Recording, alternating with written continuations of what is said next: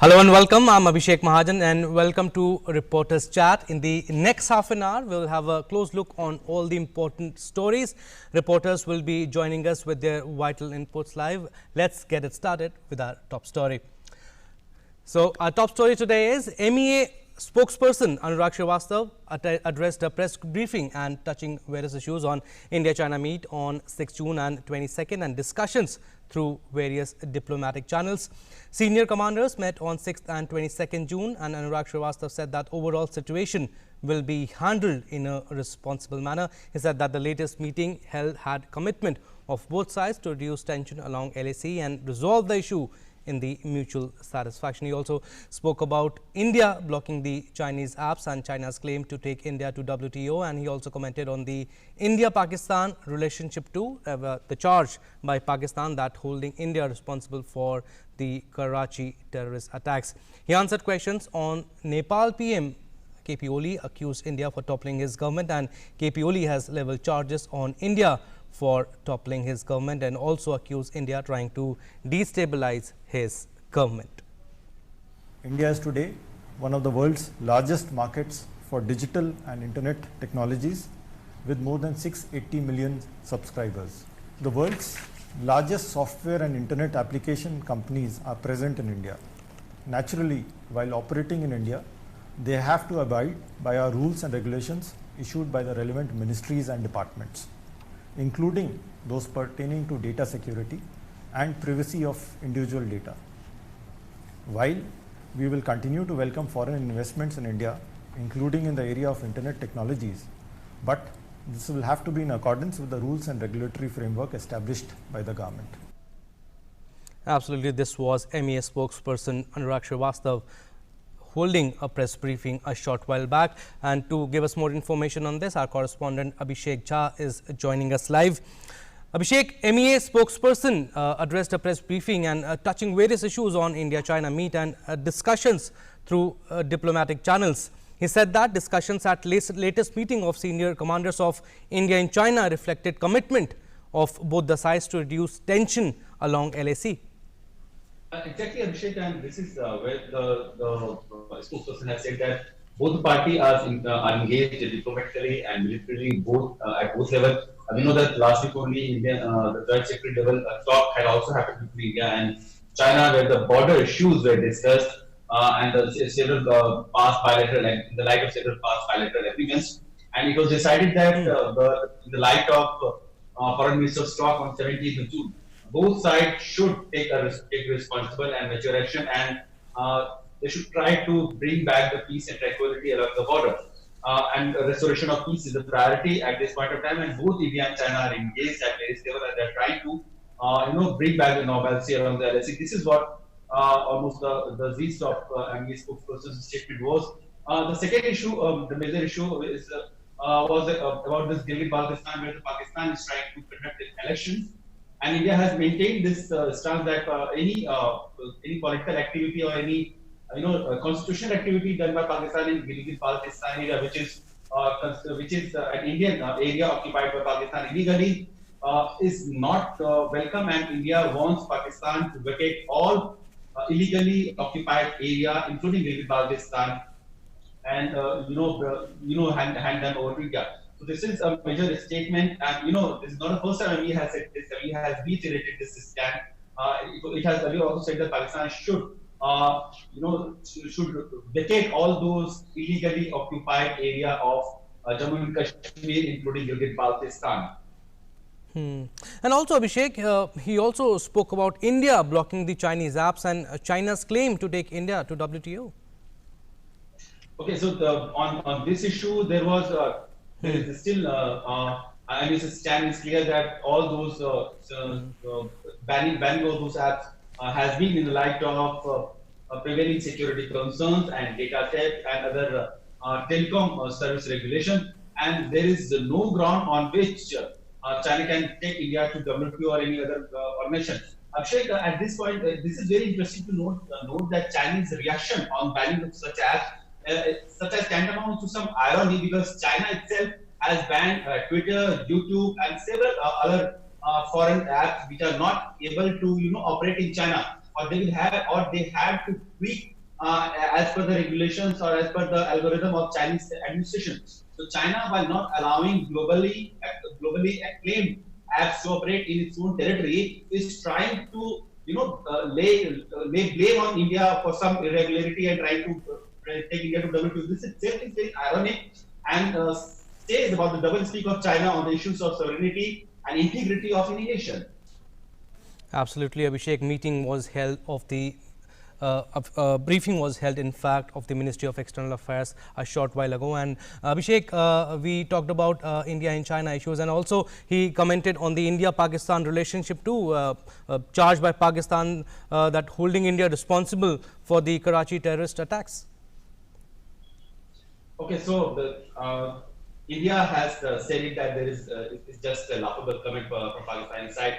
India has never been involved in any destability activity against its neighbor. India wants peace, and it has always maintained that there is a significant cross-border terrorism which emanates from Pakistan, and not only India, the globally it has been accepted. Even this week only, Pakistan. U.S. State Department has released its sole terrorism report, in which it has blamed Pakistan and its safe havens for letting terrorists operate from its own soil and create chaos in the areas of Afghanistan and India. So it's not only India which has been blaming Pakistan for the cross-border terrorism, but globally it has been well established now that Pakistan is a safe haven for terrorists of various various groups and. At this point in time, when Pakistan is having its own terrorist attack and then playing its victimization card, is something that is not something that one can buy.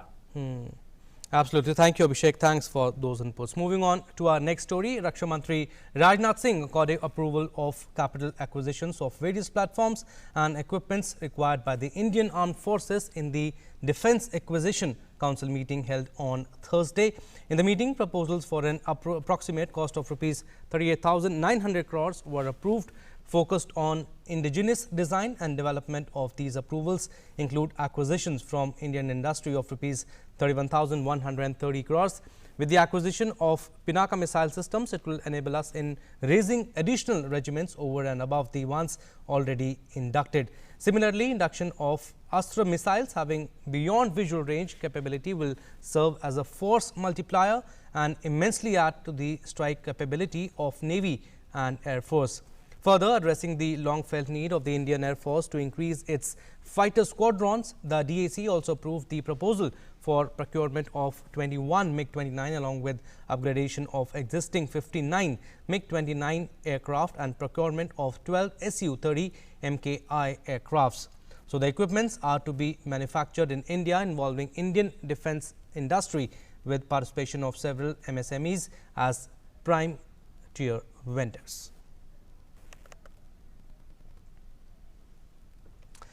Well, to give us more information on this, our correspondent Nandita is joining us live. Nandita, Defence Ministry approves procurement of 21 MiG-29 and 12 Sukhoi fighter jets. How big a deal is this and what should we make of this?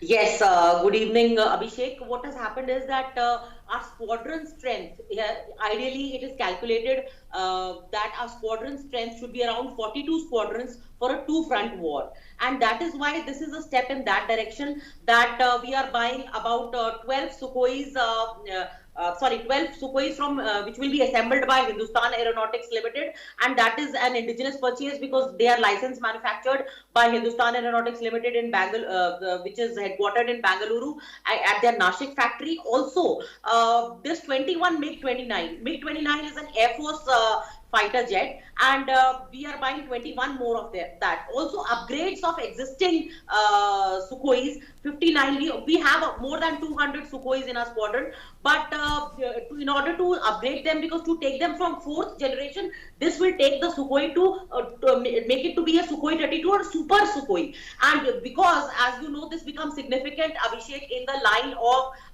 in the border, because the tensions at the border with China. China operates the Su-35 as well as the J-17, and to give to properly balance and counterbalance that, this was important.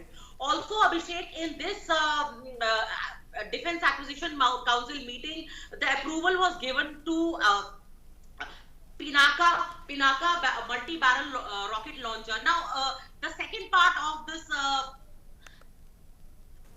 Hello, can you hear me? Yeah, go on, Nandita. Yeah, the second part of my answer to you is that this becomes significant because apart from these 33 new fighter jets from Russia, which comes almost more than a week after Defense Minister Rajnath Singh met his Russian counterpart, as you remember, on 23rd and 24th of June, when he was invited for the Victory Day parade celebrations. That and President Vladimir Putin of Russian Federation also had a talk with Prime Minister Modi. Also, the Atmanirbhar Bharat component or the Atmanirbhar Bharat message of this procurement, more than 39,000 crores, almost 39,000 crores, and you can immediately see that almost 31,000 crores of this is indigenous or make in India equipment. As you know, the defense procurement procedures which came into effect in 2016, the new defense procurement procedures, they give a preference to Indian industry, private industry, Indian medium and small, micro, small and medium enterprises. So almost 31,000 crores of this 39,000 crores is approved for buying products from Indian industries and Indian public sector undertakings. The third part, Abhishek, the third part of this story is the acquisition of Pinaka multi-barrel rocket launchers. We already have Pinakas in our inducted in our army, but Pinakas have been test fired in Pokhran as well as in Chandipur test base. These are you must have seen them, and our audiences also must have seen them majestically rolling down the Rajpath on Republic Day parades. These are multi-barrel launchers, and each launcher has about 12 rockets which can fire in quick succession. So in about 40 seconds, you can fire 12 rockets, and they have a very high range, almost 1,000 kilometers. So that is why, and they were very successful in the Kargil war. That was Pinaka 1, Mark 1, and they were very successful in the Kargil war. And now this is the second upgradation of Pinaka, which which was under trials by the DRDO. Also, talking to you about the Astra beyond visual range missile, Abhishek. The Astra, as you know, as we remember the Balakot airstrikes, and after that a dogfight where our wing commander Abhinandan Varthaman was aboard a MiG, and he had shot down a Pakistani F-16, and that was through a beyond visual range missile. So this Astra is exactly that. It's a beyond visual range missile, but it was not the R-77 that Wing Commander Abhinandan was equipped with on his MiG-21 Bison. This is a homemade, entirely made in India, designed and developed by DRDO, and it is of the same category as, you know, this has already been equipped on the Sukhois. And now the coming batch of new fighter jets, which are completely, they are also made in India, designed. Right. The LCA Tejas, the Astra will be add firepower to that also, because, and it can carry a load or a payload of about 15 kgs. So 15 kgs of munitions, already pre-fragmented munitions can be done, and the range is more than 100 kilometers, about 105 kilometers. So a pilot on a fighter jet like Sukhoi can engage another fighter jet of the enemy, which is not without even seeing it. It's an all-weather missile, which is known as a beyond visual range missile, air-to-air missile. It can work in day as well as night. It has been very conclusively, the trials have been very successful in the Chandipur test range last year in December. Absolutely in-depth information that you gave, and great analysis by you, Nandita. But before I leave you, should we take this as a key development that comes in the middle of a almost 2-month-long military standoff with China? Yes, it does come under a 2-month-long military standoff with China. And yes, Abhishek, that is a very good question, because although you would have to juxtapose it with the standoff which is happening with the Chinese PLA, but these things were in the works, in the pipeline for a long period of time. So we were talking about them last year also. The Air Force had put in proposals for these new purchases, but it's just that since they are being, it has come now, means they are expedited. They are being expedited, which means the Defense Ministry, the bureaucrats are taking notice of that, and probably if it not had been for the standoff at the LAC in eastern and southeastern Ladakh, this would have taken even more time. So this has gained more emergency and added urgency. That's what has been provided to these purchases. And I would again like to add a caveat that the acquisition and the delivery of these weapon systems again is going to take more than a year, and from the contract, from the time the contract is signed, because this is just the first step, which means the Defense Ministry has approved the purchase. It will then go to the cabinet contract signing, a request for information, expression of interest, and vendors will obviously put in their tender amounts, and then the cabinet committee will decide on that. So this is a long drawn out process, Abhishek. Absolutely, Nandita. And to add to it, the ministry also approves the capital acquisitions of various platforms and equipment worth 38,900 crore. Thank you, Nandita. Thanks for your time.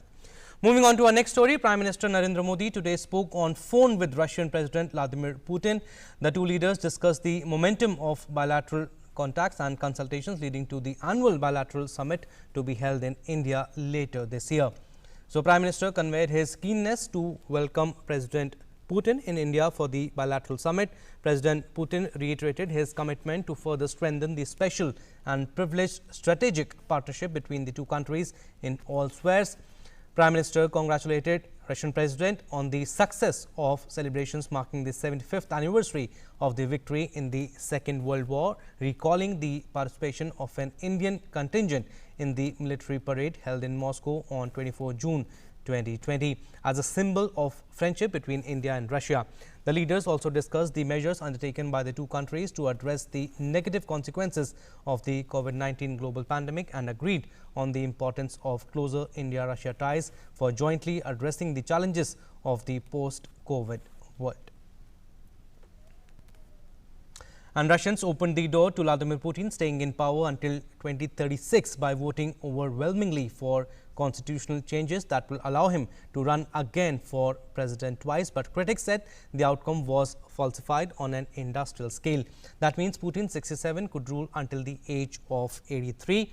Official results published on Thursday after 99.9% of ballots had been counted showed that the former KGB officer, who has ruled Russia for more than 2 decades as president or prime minister, had easily won the right to run for 2 more 6-year terms after the current one ends in 2024.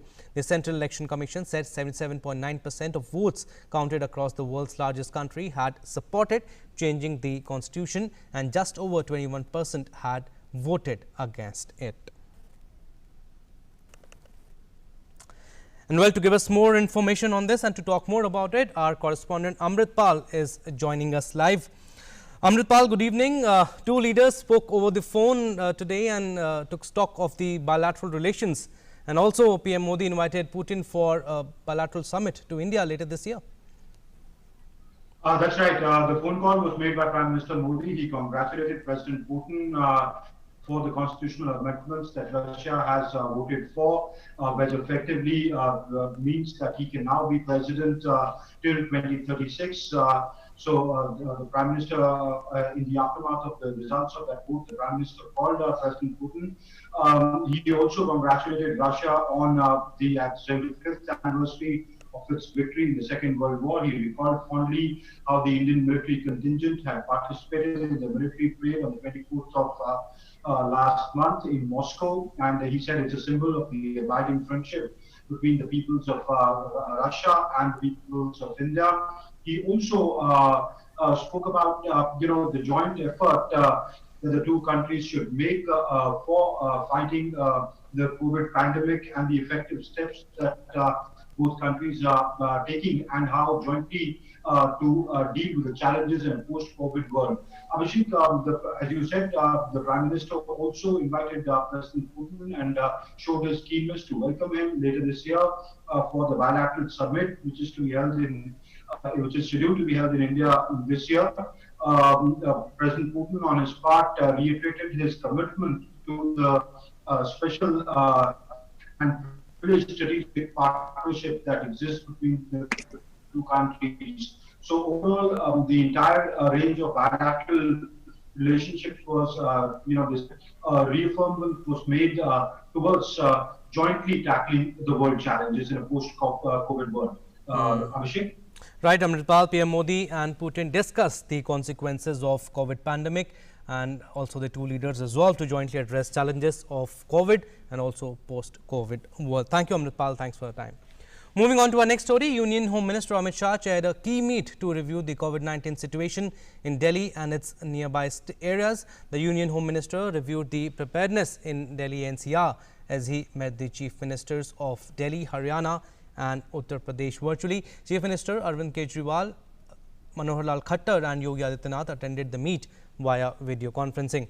Union Health Minister Harsh Vardhan was also present in the meeting, and Union Home Minister Amit Shah had on Wednesday also reviewed the COVID-19 situation in the country with Union Health Minister Harsh Vardhan and senior officials of their ministries. Apart from Dr. Harsh Vardhan, others who attended the meeting included top officials of the Health and Home Ministries, the official said, and it was a routine meeting, a Home Ministry official had said on Wednesday.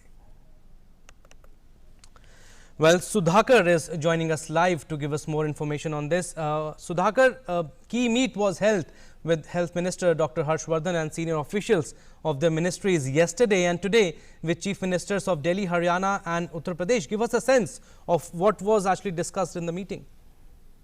जी देखिए, काफी महत्वपूर्ण बैठक हुई और आपको याद होगा कि एक पखवाड़े पहले गृह मंत्री ने खासतौर से दिल्ली में जो कोरोना की पूरी स्थिति बनी थी उसकी कमान संभाली थी, और उसके बाद चाहे टेस्टिंग फैसिलिटी हो, कोविड बेड की संख्या हो, प्राइवेट हॉस्पिटल्स में इलाज का रेट कम करने की बात हो, ये तमाम चीजें कई अहम पहल हुए और उसके बाद दिल्ली की स्थिति काफी नियंत्रण में है, ये कहा जा सकता है, और एक तरह से लोगों को भरोसा है कि इस तरह की स्थिति से गुजरते हैं उनका इलाज हो सकेगा। उसी दौरान गृह मंत्री ने जो कोरोना की स्थिति को लेकर जो एनसीआर के जिले हैं गाजियाबाद, नोएडा, गुरुग्राम, फरीदाबाद, उनके अधिकारियों के साथ, दिल्ली के अधिकारियों के साथ भी बैठक बुलाई थी और उन्होंने ये निर्देश दिया था कि आने वाले समय में यानी 15 जुलाई तक कैसे खासतौर से कोविड बेड की संख्या हो, ऑक्सीजन बेड की संख्या हो, जो आईसीयू बेड की संख्या हो, टेस्टिंग की संख्या हो, ये सब कैसे बढ़ाया जा सकता है, इसका एक रोड मैप, एक प्लान जल्दी लेकर आए, बताएं। तो हमें ये जानकारी मिली है कि इन तमाम चीजों पर आज की बैठक में भी डिस्कशन हुआ है और काफी ये महत्वपूर्ण है। अगर हरियाणा की बात की जाए तो अगर गुरुग्राम, फरीदाबाद को मिला दे तो जो मौतें हुई हरियाणा में, गुरुग्राम और फरीदाबाद में काफी मौतें हुई। तो ये तमाम जो कारण, एक एक मौत का क्या कारण है, वो जानने की भी गृह मंत्री ने कोशिश की है और उनका नजरिया है कि इसके जरिए जो जड़ तक इस समस्या के जो पहलू है उस तक पहुंचा जा सकता है। इसके अलावा सिर्फ दिल्ली ही नहीं, एनसीआर में भी जो फैसिलिटीज है, हेल्थ फैसिलिटीज है, वो बेहतर रहे और इसके लिए गृह मंत्री ने आश्वासन भी दिया है कि केंद्र की तरफ से पुरजोर मदद की जाएगी, चाहे एम्बुलेंस हो या तमाम तरह की जो अन्य सुविधाएं हैं, वेंटिलेटर हो, इस तरह की तमाम सुविधाओं को लेकर। तो कह सकते हैं बहुत महत्वपूर्ण रणनीति और एक तरह से दिल्ली एनसीआर मिलकर इस कोरोना महामारी के खिलाफ लड़ाई लड़ेगा और ये एक महत्वपूर्ण संदेश गृह मंत्री ने दिया है और तीनों मुख्यमंत्रियों ने भी उससे सहमति जाहिर किया। तीनों मुख्यमंत्रियों ने भी अपनी राय दी इस बैठक में और देखना पड़ेगा कि क्या स्पेसिफिक फैसले हुए, जरूर उस पर नजर रहेगी, लेकिन एक साझा रणनीति के साथ आगे बढ़ने पर सहमति हुई है इस बैठक। जी अभिषेक। And also, Sudhakar, is the situation in the national capital Delhi alarming? And what about other states in Haryana and UP? They are doing far better, although Deputy Chief Minister of Delhi, Manish Sisodia, had said yesterday that the situation is stable in the national capital. But anything they said on the recovery rate and the rising number of cases, especially in Delhi? देखिए, गृह मंत्री की तरफ से अभी 2-3-4 दिन पहले उन्होंने इंटरव्यू भी दिया था और दिल्ली की अगर बात करें तो जून के पहले दूसरे हफ्ते में जो एक तरह की स्थिति बनी थी और जो डिप्टी सीएम सिसोदिया कह रहे थे कि 5.5 लाख तक पेशेंट हो सकते हैं जुलाई के अंत तक, और लेकिन जो स्थिति बनी है खासतौर से टेस्टिंग, ट्रेसिंग और ट्रीटमेंट को लेकर, उस लिहाज से कहा जा सकता है। और गृह मंत्री ने भी कहा कि वो स्थिति दिल्ली में नहीं बनी कि उसके लिए इंतजाम किए गए। तो सबसे पहले टेस्टिंग हमने देखा, टेस्टिंग कम से कम 4-4.5 गुना बढ़ गई है गृह मंत्री की तरफ से लिए गए फैसलों के चलते। और उसमें जो नंबर ऑफ केसेस हैं टेस्टिंग के वजह से, जो जून के पहले दूसरे हफ्ते में 23-24% तक पहुंच रही थी, वो 12-13%, 11-12% पर आ गई है। तो काफी जो एक तरह से कह सकते हैं अफेक्टेड लोगों की संख्या वो कम हुई है। इसके अलावा एडिशनल 20,000 बेड की कैपेसिटी गृह मंत्री के प्रयासों से वो जुटाई गई है। इसके अलावा कम्युनिटी स्प्रेड की बात से भी गृह मंत्री ने इनकार किया है। सेरोलॉजिकल सर्वे इन दिनों कराया जा रहा है ताकि अलग अलग हिस्सों में किस तरह की स्थिति है उस पर ध्यान दिया जाए। लेकिन निश्चित तौर पर दिल्ली में एक चिंताजनक स्थिति जरूर बनी थी। देश में दूसरे नंबर पर है कोरोना इन्फेक्शन को लेकर, 89,000 से ज्यादा इन्फेक्शन दिल्ली में हुए हैं। तो ऐसे में पूरा ध्यान गृह मंत्री का जरूर इस बात पर था। लेकिन गृह मंत्री की दिल्ली की स्थिति संभलने के बाद गृह मंत्री अब चाहते हैं कि एनसीआर जो दिल्ली से सटे इलाके हैं उनके साथ मिलकर एक साझा रणनीति के साथ काम हो, ताकि जो दिल्ली में जो कोविड बेड को लेकर, टेस्टिंग को लेकर इलाज के रेट कम होने का फायदा मिला, वो फायदा एनसीआर के जिलों को भी मिले और वहां भी इस तरह की तमाम सुविधाएं वहां के नागरिकों को उपलब्ध हो। तो ये एक फोकस, ये एक मकसद इन बैठकों का रहा है। Absolutely important meeting held by the Home Minister Amit Shah with Chief Ministers of Delhi, UP and Haryana. Thank you, Sudhakar. Thanks for your time. Moving on to our next story, Science and Technology Minister Dr. Harshvardhan and HRD Minister Ramesh Pokhriyal Nishank on Thursday launched a drug discovery hackathon project and invited students and researchers to participate in the exercise aimed at developing an anti-COVID drug. The initiative is being jointly carried out by the Ministry of Human Resources Development and the Council for Scientific and Industrial Research. The CSIR has been undertaking a series of steps in the battle against COVID-19 and it has been repurposing drugs to help patients recover from coronavirus. मुझे आज बहुत खुशी हो रही है कि आज विश्व के पहली ड्रग डिस्कवरी हैकाथॉन 2020 का शुभारंभ हो रहा है और इस अवसर पर मैं डॉक्टर हर्षवर्धन जी, उनकी पूरी टीम को, स्वास्थ्य मंत्रालय, विज्ञान प्रौद्योगिकी और मानव संसाधन विकास मंत्रालय, ये तीनों मंत्रालयों की इस महत्वपूर्ण टीम को बधाई और शुभकामना देना चाहता हूं कि जो आज शुरुआत हुई है वो कोई सामान्य शुरुआत नहीं है। ये पूरे विश्व का ड्रग डिस्कवरी हैकाथॉन पहला है पूरी दुनिया का, जो ये 3 चरणों में होने वाला है। ये हैकाथॉन, ये पहले चरण, दूसरे चरण और तीसरे चरण में। और जैसे मेरे को बताया गया कि ये केवल ये इनोवेशन एक दुनिया के लिए एक ऐसा प्लेटफॉर्म तैयार करना है। ये केवल ड्रग की खोज के प्रति छात्रों में और शोधकर्ताओं में उत्सुकता ही पैदा करना नहीं है, बल्कि जैव चिकित्सा की दिशा में एक नए अभियान की शुरुआत करना भी इसके पीछे ये हेतु है। आज का दिन ये ऐतिहासिक है।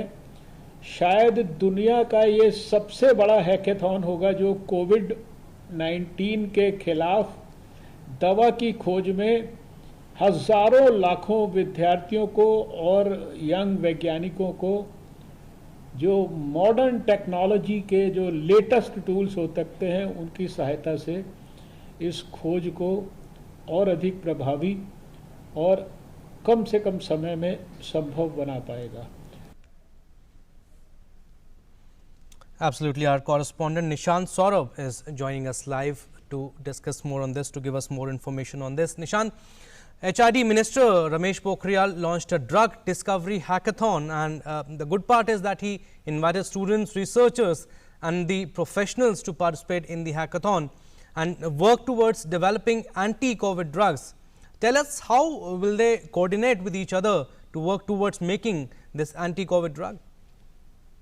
ये देखिए, सबसे पहले मैं बताना चाहूंगा कि ये जो हैकाथॉन जिसकी शुरुआत की गई है वो प्रधानमंत्री के आह्वान पर ही शुरुआत की गई है, क्योंकि प्रधानमंत्री ने देश के जो युवा है, जो छात्र, उनसे एक अपील की थी, आह्वान किया था कि वो देश में ही ड्रग और वैक्सीन विकसित करने के लिए आगे आए। और उन्होंने कंप्यूटेशनल ड्रग डिस्कवरी का भी आह्वान किया था और इसी को देखते हुए आज AICTE चाहे HRD मिनिस्ट्री हो, health ministry, department of science and technology, सभी CS और CSIR ये सभी एक साथ सामने आए हैं। और ये जैसा कि मंत्री ने बताया कि ये दुनिया का सबसे बड़ा हैकाथॉन है, क्योंकि एक भारत के पास इस तरह का अनुभव है। भारत पहले भी स्मार्ट इंडिया हैकाथॉन करता रहा है, लेकिन ये एक अनोखा चैलेंज है, क्योंकि ये कोविड-19 की ड्रग विकसित करने के लिए इस चैलेंज की शुरुआत की गई है। और जैसा कि आपने कहा कि इसमें अलग अलग स्ट्रीम में पढ़ने वाले छात्र, चाहे वो बायोटेक्नोलॉजी की पढ़ाई कर रहे हो, चाहे केमिस्ट्री हो, चाहे वो कंप्यूटर साइंस हो, फार्मेसी हो, मेडिकल साइंस हो, बेसिक साइंस हो, इन सब स्ट्रीम में पढ़ने वाले जो ब्राइटेस्ट स्टूडेंट होंगे, जो टैलेंट होंगे, वो आगे आएंगे और इसमें शामिल होंगे, इस हैकाथॉन में शामिल होंगे। और ये हैकाथॉन 3 फेज में चलाया जाएगा और कुल हर फेज 3 महीने का होगा, यानी करीब 9 महीने का ये पूरा हैकाथॉन होगा। और अगले साल यानी अप्रैल 2021 तक ये हैकाथॉन पूरा होगा और उसके बाद ही तभी एक ड्रग मॉलिक्यूल विकसित हो सकेगा, जिसको कि आगे CSIR के लैब में विकसित किया जा सकेगा ड्रग के तौर पर। क्योंकि ये एक ड्रग विकसित करने का जो ड्रग डिस्कवरी का जो एक प्रोसेस होता है, काफी डिफिकल्ट होता है, काफी चैलेंजिंग होता है। और यही वजह है कि एक कॉम्पिटिशनल ड्रग डिस्कवरी चैलेंज की शुरुआत की गई है, ताकि कम समय में कम एफर्ट से ही ड्रग की खोज की जा सके। तो ये एक माइलस्टोन है और एक काफी अच्छी शुरुआत है भारत के साइंस एंड टेक्नोलॉजी सेक्टर के लिए, एक ये मील का पत्थर साबित होगी। Absolutely, Nishant, like you said, it's a very good initiative, and the best part is it's free of cost too. Thank you, Nishant. Thanks for your time. Well, that's all we have in this special broadcast. Stay tuned for more news and updates. Namaskar.